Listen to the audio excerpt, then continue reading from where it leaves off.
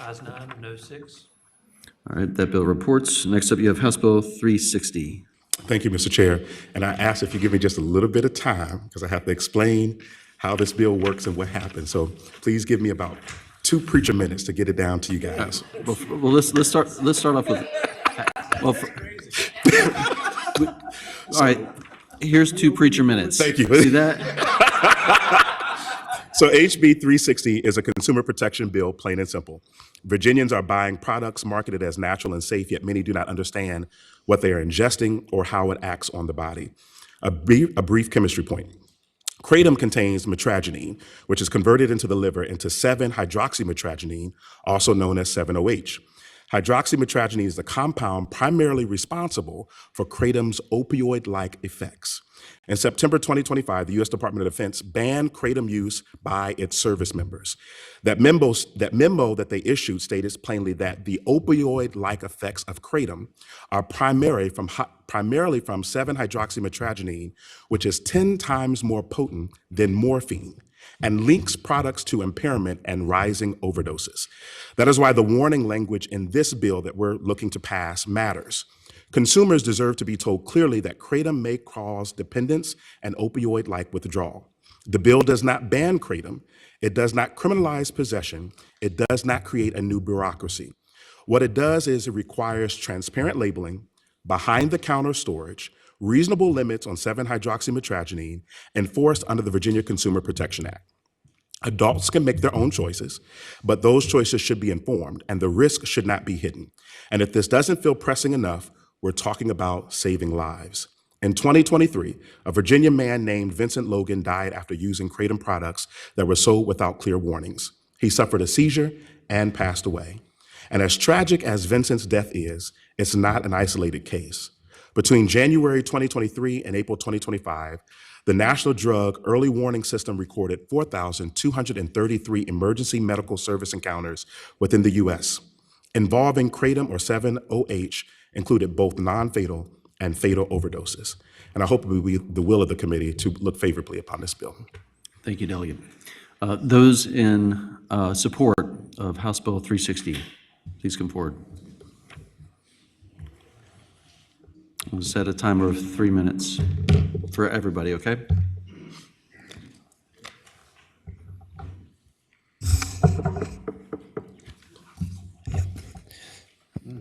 Mr. Chairman and members of the committee, I'm Dean Francis from Midlothian. After witnessing the horror of our son Cameron's addiction to Kratom and the years of his life that were lost fighting to recover, I dedicated over 1,000 hours to understanding these products and the industry behind them.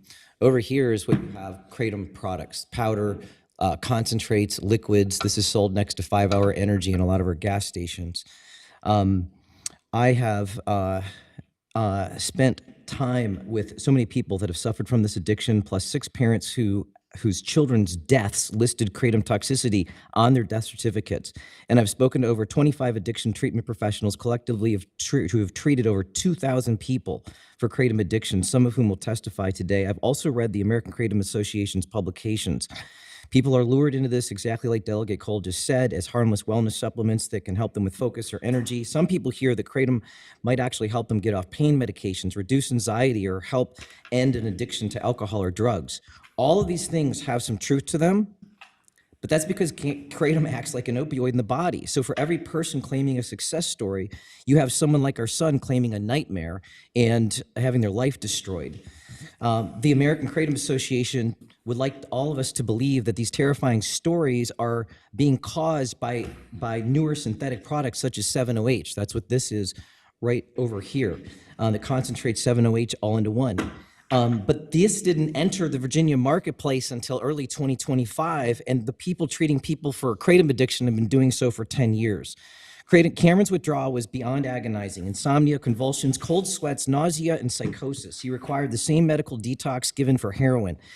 If that's not an opioid-like withdrawal, I don't know what is. And as the governor of New York said about Kratom, people deserve to know what they're putting in their body. New York's required warning label actually states that this product may in some cases cause death. HB 360 is a chance to tell the truth about Kratom rather than the false narrative peddled by this industry. On behalf of thousands of parents in Virginia, I urge you to not just pass this bill, but to send a message to this industry. We will not allow opioid-like substances to masquerade as herbal supplements in our state any longer. Thank you. Thank you. Next speaker.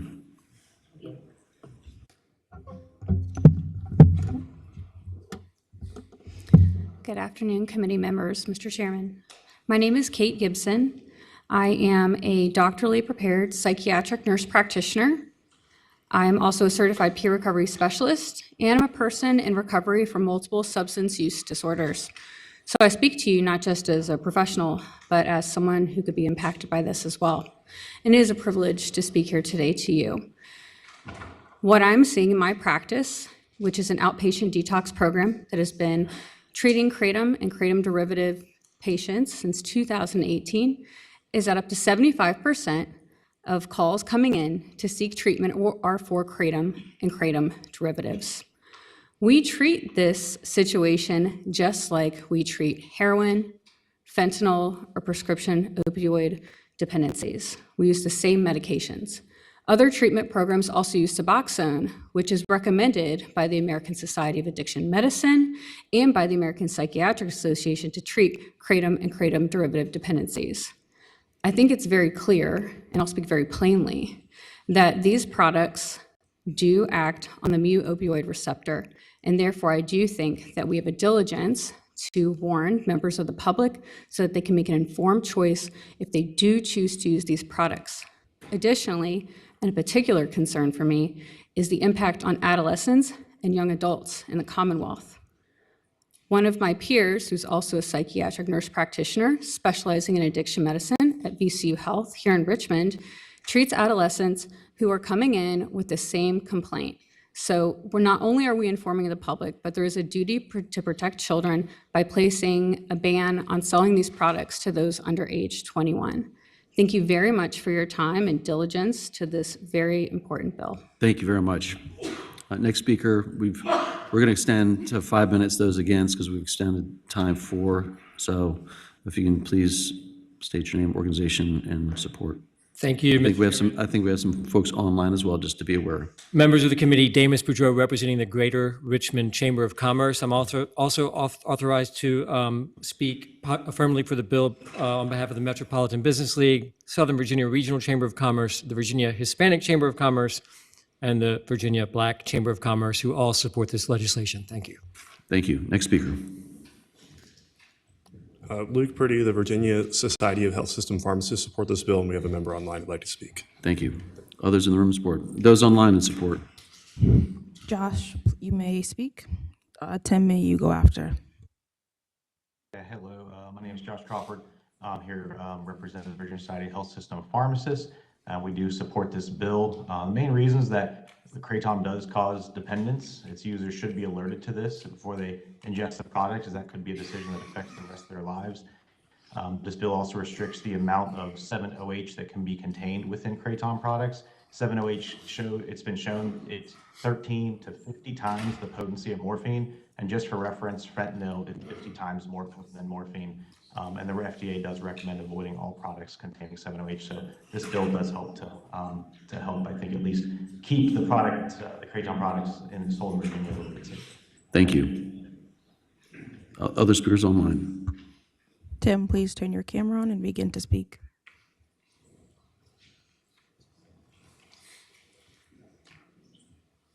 You guys see me? Yes. Well, you had it for a second, then it went away. So try that again. There you go. Proceed. All right. Well, I have a written statement. I wanted to. We have Anyway, I'm going to have to go without it. Yeah, we have just about 30 seconds or so, but please continue. My name's Tim Miller. I live here in Virginia, in Martinsville. I just like to speak as a former Kratom addict. I was introduced to a particular product called Feel Free. It was sold to me as a natural alternative to things like energy drinks and 5-Hour Energy. I tried the product. loved it, made me feel great. And this ultimately led me to work as a sales rep for the Kratom company. I rapidly increased my usage from 1 bottle a day to 6 bottles a day. And over the course of 2 years, that went up to 20 bottles a day. I was forced to, I decided that I needed help because my life and health were deteriorating. And I ended up going to a clinic that specialized in the treatment where I was treated as a opiate addict in order to get off the stuff. It was an absolute nightmare to go through the withdrawals. Never been through anything like that in my entire life. I was in bed for almost 10 days, and it took me a month just to get back to work. I just think that this is a much more devastating issue in our communities than many people know of, and that's why people are referring to it as gas station heroin. And I think something needs to be done about it, and more restrictions need to be placed on it. And I just think that everyone needs to know the truth about this. So that's my statement. Thank you. Thank you very much. Any others online? Okay. Those in opposition to House Bill 360, please come forward. And we'll again adjust the clock at 5 minutes. Welcome. State your name, organization, and why you oppose. Good afternoon. Thanks for the opportunity to speak. My name is John Cleveland, here on behalf of Holistic Alternative Recovery Trust, testifying in opposition to HB 360. I'm here because HB 360, a very good age restriction bill, was amended at the last minute to target a discrete segment of the kratom industry. It specifically bans 7-hydroxymetragenine, or 7-OH, which is a naturally occurring alkaloid within the kratom plant. Here's why we think HB 360 is bad policy. First, it's unnecessary. After more than 1 billion servings sold, there are 0 confirmed deaths from 7-OH ingested in isolation. Reason for that is it's a partial agonist. So our scientific advisors refute the claim that it's more potent than morphine, but even if that were true, that's not how it works in the body. There's a ceiling effect. You take more, you don't feel more effects. And it doesn't implicate the beta-arrestin pathway, which is responsible for respiratory depression and overdose deaths. Now, there are 9 instances of deaths resulting from polydrug combinations listed on the FDA website. But if we're comparing apples to apples, the FDA database lists more than 700 deaths associated with metragenine, or traditional kratom. HB 360 gives these products a free pass. Second, more than 1 million Americans consume 7-OH products to combat pain and reclaim their health. 23% use them to get off harder drugs. When these products are abruptly removed from shelves, demand does not go away. People turn to the streets. Overdoses spike, so do deaths. It happened in Florida, Vermont, DC, and it will happen here. Third, it's protectionist. The 1% alkaloid concentration limit for 7-OH in this bill is clearly designed to protect kratom leaf products and extracts. Now, people can probably find ways to be in compliance with that limitation and still sell 7-OH. But the fact is, when you start banning alkaloids within an otherwise legal plant, you're going to be playing legislative and law enforcement whack-a-mole into perpetuity, combating homemade 7-OH and all the other analogs that anyone motivated enough can synthesize. Again, look at Florida. Now, to be clear, we don't think any of this stuff should be banned. I think we've all had enough of criminalizing average Americans. The kratom plant should be regulated as a whole, and we support all of these guardrails contemplated in this bill. In fact, it's our position that no kratom products should even be in a gas station, including 7-OH. Take all of them out, including leaf, and confine all of them to 21 and up establishments. That's the best way to protect children and consumers. As for today, I ask that you please take a pause and study this issue further before approving this legislation. Thank you. Happy to take any questions. I think there's others ones. Thank you. Next speaker. I am Philip Bell with Moms for America. I'd like to say I concur with Mr. Cleveland's points, but I want to point something out that's very important. There will be, and I say this with all due sympathy to those who have lost a loved one who've spoken here or had difficulty, as we've heard online, there will be a number of people today across the Commonwealth who die as a result of alcohol addiction. All of those people will have purchased their alcohol from the Commonwealth of Virginia. Here in America, we have an arc, a very interesting arc in dealing with substances such as kratom. At first it's legal, then we get worried, then we get concerned, then we ban it, then we decide we're going to make it legal again. We have outlined, Mr. Cleveland has outlined, a very, very reasonable way for handling this substance so that it is only being used responsibly by those who choose to do it and with the way that they understand what they are using. And I ask that this body accept that and embrace that as the law here in Virginia. Thank you. Thank you. Mr. Chairman, Mike Carlin, on behalf of the American Kratom Association, I'd respectfully ask that we have some additional time because we are not associated with this other group and don't necessarily agree with everything they've said. We've brought experts in from the FDA, from medical professionals and others, and we have a different take here. We don't agree that 7-OH is a good product and a product that should be allowed. In fact, our bill this year would have banned 7-OH. Our language was brought into Delegate Cole's bill, which we're pleased with. But the issue here really is the label. Labeling on this product it's essential to get it right. We have found that we particularly have questions about and a disagreement about using the term opioid-like withdrawal. It's just technically not correct. As I say, we have scientific and medical experts here who can explain that to you. They can also explain to you the difference between natural kratom and synthetics, such as 7-OH. So our position is clearly that as an industry, we're motivated to have safe products. Without safe products, we don't have an industry and we don't have consumers. So we're the folks that are looking out for our consumers and our industry. Thank you. We have speakers online. We got 5 other speakers. I will here. just wrap by saying this group led the effort in 2023 to begin the process of regulating kratom in Virginia and leads the effort across the country. So I think we have credibility here and should be listened to very carefully. And I'll just quickly have these folks introduce themselves. I will, but quick question. Are they legal today to sell to people under 21? No, the law today in Virginia, thanks to the work we did in 2023, prohibits the sale to anyone under 21. You must be carded to buy it if you must be over 21. The second thing we did was we required that ingredients be on the label. So you knew what you were getting. It's on the label. And the last thing was we did the FDA standard warning for supplements. And this is a supplement. It's a what? Supplement. Natural kratom is a supplement.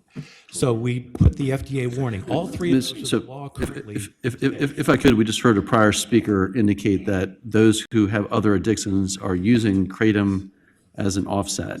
Is that not true? I will say to you, I have some experts who can speak to that. Let me just have them. Okay, please continue.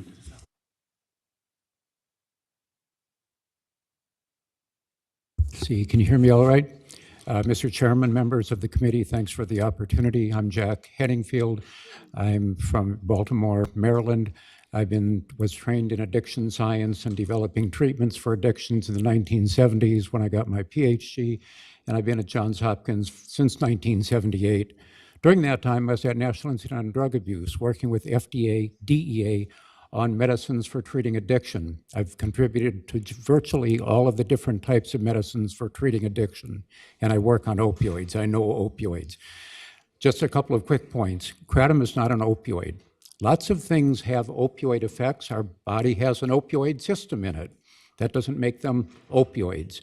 So kratom itself and mitragynine, the caffeine-like substance, in many respects, is not an opioid. Brings me to point 2. 7-hydroxy meets criteria as an opioid. FDA came to that determination last July. I concurred, and I wrote a full report expanding on what they did for DEA, FDA, and NIDA. They have it. You can have it. Let me ask you a question along those lines. What does kratom metabolize in the liver into? I didn't hear all that, but I'm seeing Yes. So that's a great issue, and FDA addressed that as well. Natural kratom can contain very low levels, we call it de minimis, of 7-hydroxy. 7-hydroxy can occur as a naturally occurring metabolite in the body. That has been studied in animals and clinical studies. That has not been associated with any serious adverse events or deaths. So what you can do with your legislation, what I think you're doing. So my question, sir, was what does the liver metabolize kratom into? So if in the liver, when kratom is taken orally or mitragynine, your body naturally produces some 7-hydroxy as a metabolite. And that's the previously stated indication of an opioid-like effect that you previously stated. Is that correct? That's been well studied and Thank not you. found to be dangerous or unsafe, et cetera. Kratom is, we think of it as a symphony of a lot of different alkaloids, like coffee. Third point, deaths. FDA, CDC, NIDA, my old institute, have all concurred that deaths associated with kratom, 1, are rare, 2, are usually associated with other substances and could have been contaminated kratom or people that were using opioids. Thank you. So that's, you can go to their websites, NDEA, the last thing is that, and this is a key point, I was here a couple of weeks ago, in the warning labels, and you can prevent a lot of the problems that you heard about today with balance regulation and labels. Don't put opioid on the label. No state has done that. Why?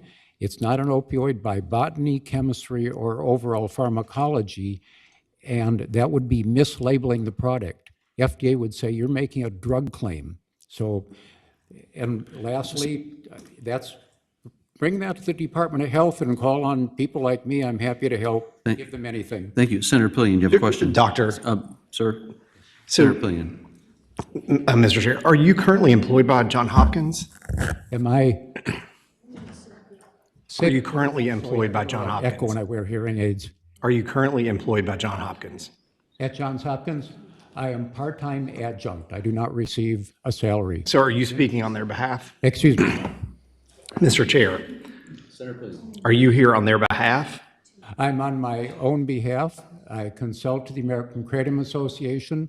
I publish papers and have done research without their involvement. Thank you.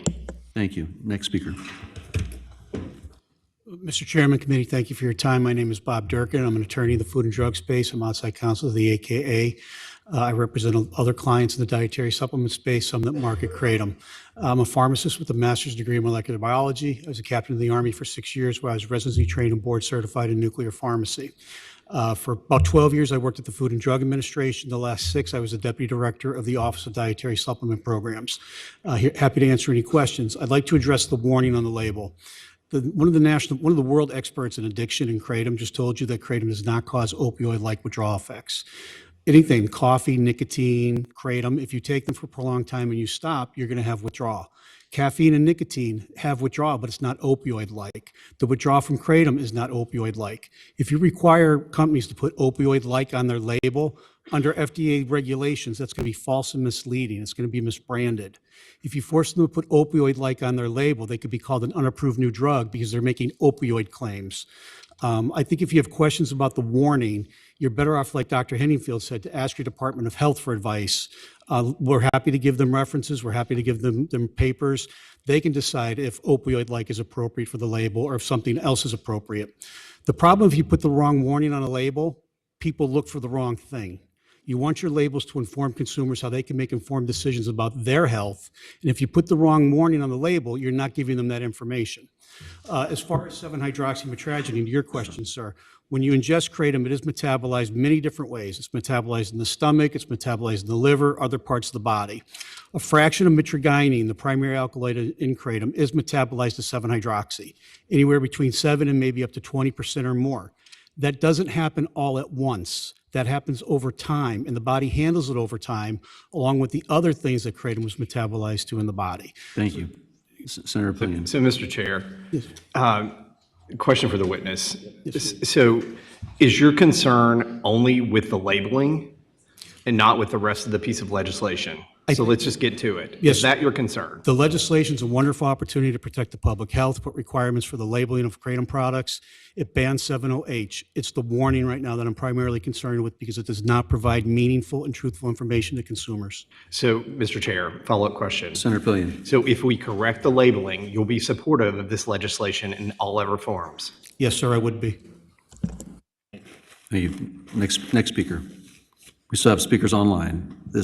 We need one more minute. We've more than extended opposition at this point. John Please. Shenholster, just to answer the question, we love the bill. It's the label.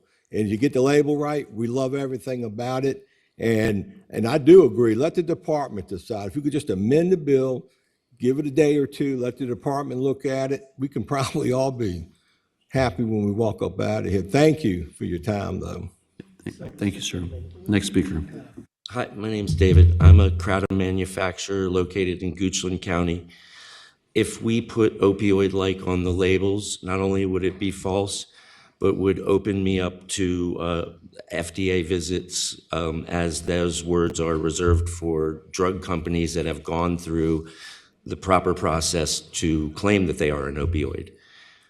It is incorrect. Everything else in the bill I support. There's just those words. I think there's some better wording that the Virginia Department of Health could review. Thank you for your time. Thank you. Those online, we've got about 1 minute. Laura, you may go, and Misty, you may go after. Yes, I'm here. You may begin. I'm ready. State your opposition. State your name and opposition. Let's go. My name is Laura Solomon, and I'm a trauma counselor and the director of Advanced Treatment Center in Michigan. Anybody who opposes this bill, I would really encourage them to come to our office and watch people withdrawal, because it is brutal. I've worked with 5,000 patients struggling with substance use dependence, and our program has treated individuals from Virginia for Kratom and 7-OH addiction. And perhaps the most important thing to understand is that our patients come to us to be sedated and medicated and sleep through withdrawals, because withdrawals from Kratom and 7-OH are, I mean, for lack of a better word, demonic. Historically, the majority of our patients sought treatment for prescription opiates and fentanyl, and in recent years, we've seen an unexpected shift.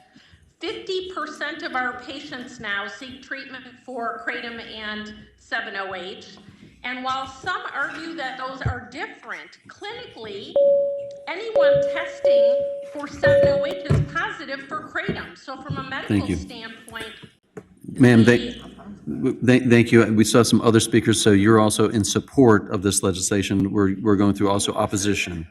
So thank you for joining us today. If the next speaker, if you're in opposition. Misty, you may go ahead if you're in opposition. If not. Hi, can you guys hear me? Yes. Hi, I agree with the bill except for the labeling requirement saying that it's opioid-like. I survived opioid addiction. I survived the overprescribing opioid epidemic. I know what opioid withdrawals feel like. I am currently not on Kratom right now. I don't take any Kratom 1 to 4 days every week. I am speaking on whole leaf Kratom. So I am for the bill, but I'm against the labeling saying that it's opioid-like, because that right there is misinformation. Thank you for allowing me to speak. Mohammed, you may unmute and turn your camera on and begin. 10 seconds. We had a long docket. A lot of other bills today. Is there a doctor online that they're in opposition?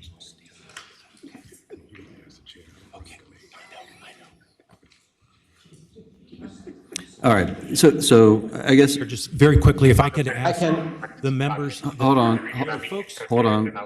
30 seconds online. My name is Dr. Muhammad Ali Rafai. I'm a board-certified psychiatrist, internist, and I'm board-certified in addiction medicine. I'm in support of the bill.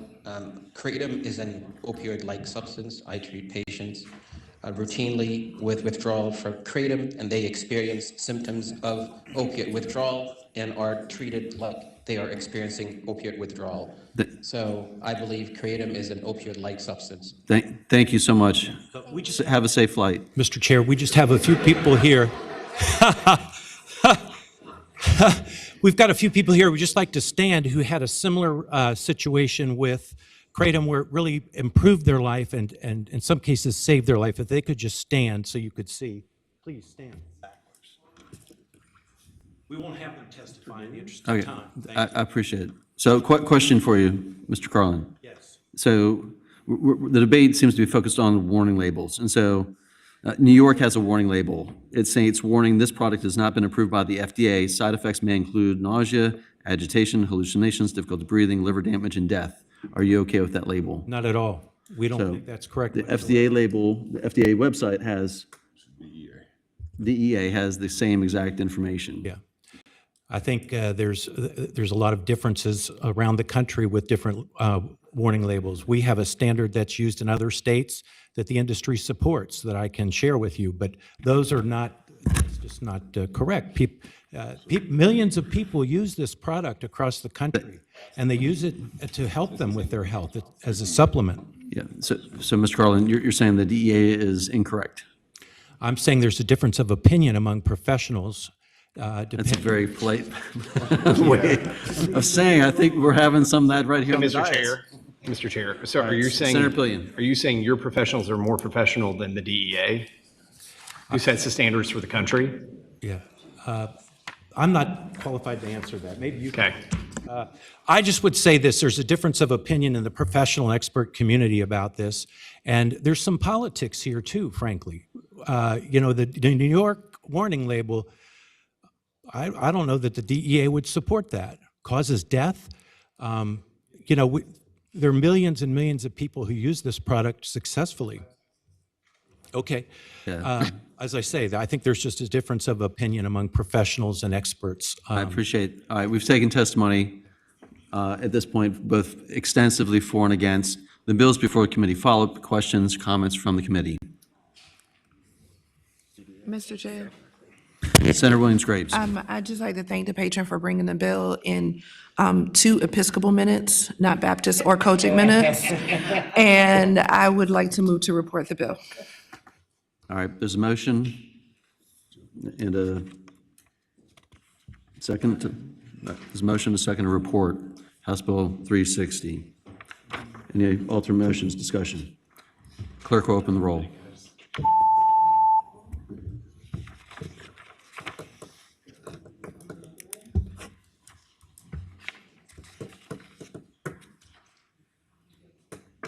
All right. Ayes 15, no 0. Thank you, Mr. Chair, members of the committee. That bill reports. All right, next up in the queue, we have Delegate Glass.